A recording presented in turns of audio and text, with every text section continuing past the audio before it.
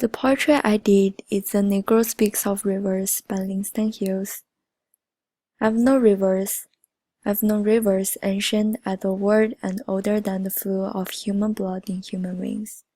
My soul has grown deep like the rivers.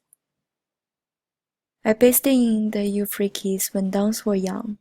I built my hut near the Congo, and it lulled me to sleep. I looked up on the Nile and raised the pyramids above it. I heard the singing of the Mississippi when Abraham Lincoln went down to New Orleans, and I was seeing it muddy bosom turn all the golden in the sunset. I've known rivers, ancient dusky rivers. My soul has grown deep like the rivers. From the title The Negro Speaks of Rivers, we can see Negro. That means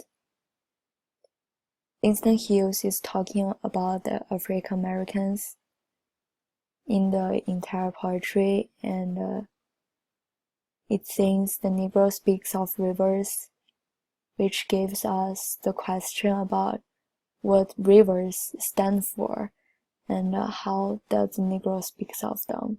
It's also the literary device here is kind of the metaphor here, like what rivers stand for.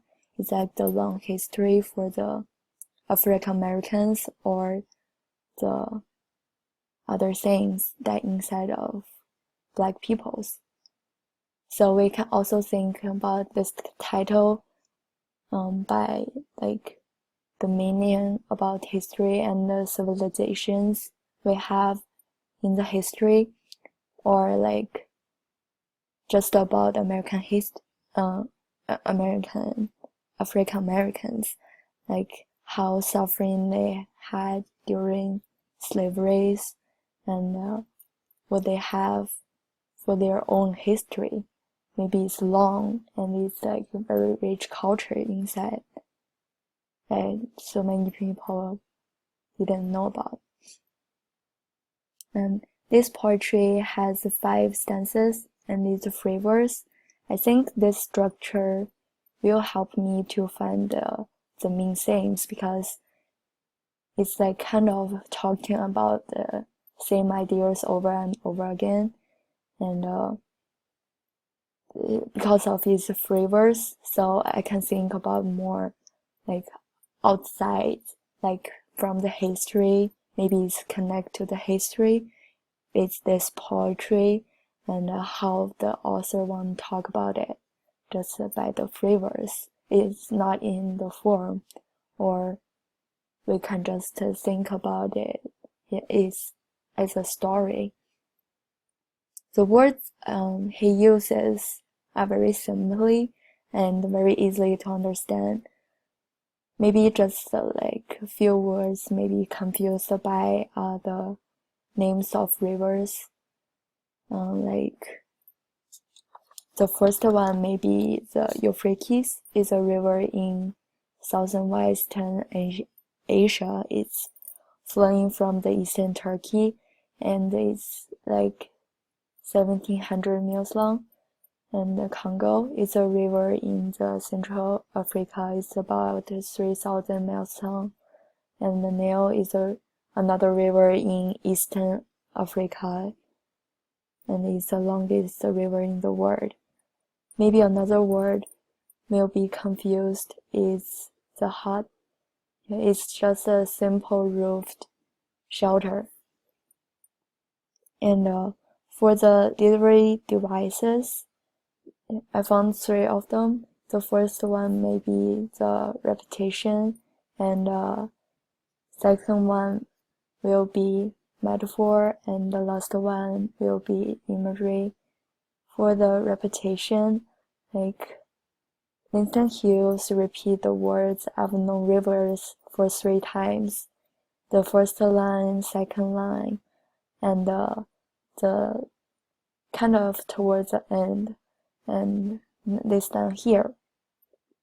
And it's very kind of related to the title, like rivers, and that people know what rivers stand for in this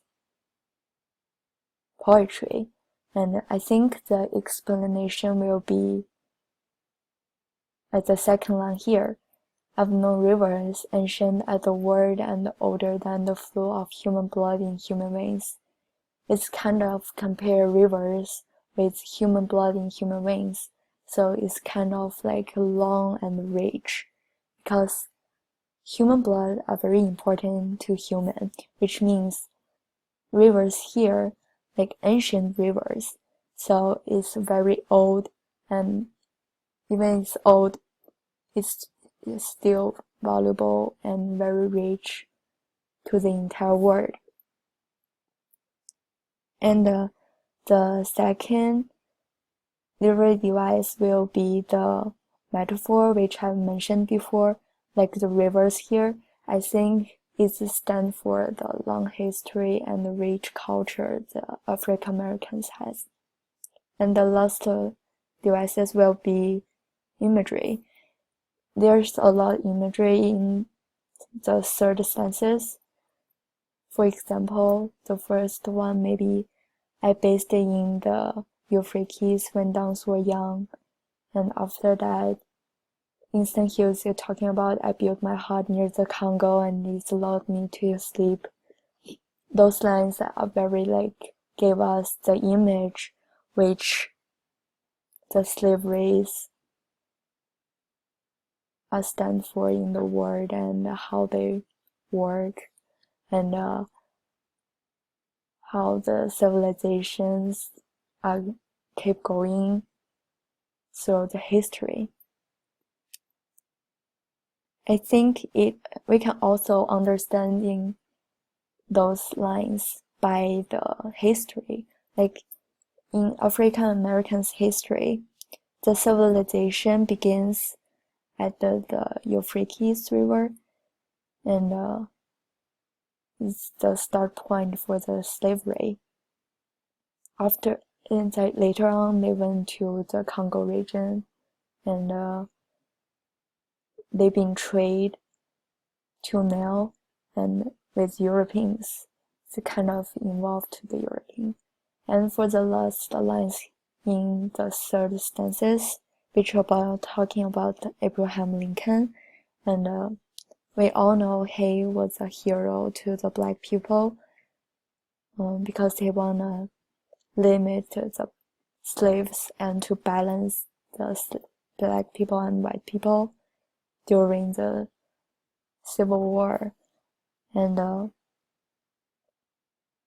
when he went down to the New Orleans, the first time he feel like slavery was immoral and it's very harmful. So they need to stop it. It's being expanded after this line here. Having seen its muddy bosom turn all golden in the sunset, which means the author think slavery was stopped, and right now they have very like happy life. They have freedom and they have equal rights with other people, and he was very happy for that. But he also like arguing with old period, which the slavery was going on, and how those people was feeling without understanding by other people. So the main themes I think for this poetry will be race, which the differences between black people and white people, especially like African Americans, and followed by the civilization, like the long history the black peoples went through. And I think Winston Hughes also want to talk about black people still have long history and very rich culture, which need to let other people know about, not just being treated and treated differently or unequally. It's not fair. I think the entire poetry is kind of Winston Hughes is go back to the history and talk about the entire history, because during his time, the slavery was end, and he thinks right now they have a better life because they have their equal rights, and they can talk about everything they want to say, not listen to other people and just treat as objects, not real person. It's kind of the connections between the history of slavery and the attitude they have, and how Black people think about, and how they can be respectful by other people. And also the tone, I think, for this poetry, two different parts. For the beginning, will be like suffering and sad, but after that will be hopeful. From those lines, I have no rivers, mention at the word and other than the flow of human blood in human veins. And until I looked up on the nail and raised the pyramids above it, it's kind of suffering and sad, because even though Black peoples, they have such long and rich history and beauties, but other peoples are just ruining it and took them off, just to treat Black peoples as object, just to make money by them. After all, like, he was talking about Abraham Lincoln, which the ending of the slavery and the muddy bosom is really represent the very hopeful side from the Black people, because they can see the hope and they can see their future, like the freedom they can have. And also, I think the last line for the entire poetry is very important. My soul has grown deep like the rivers.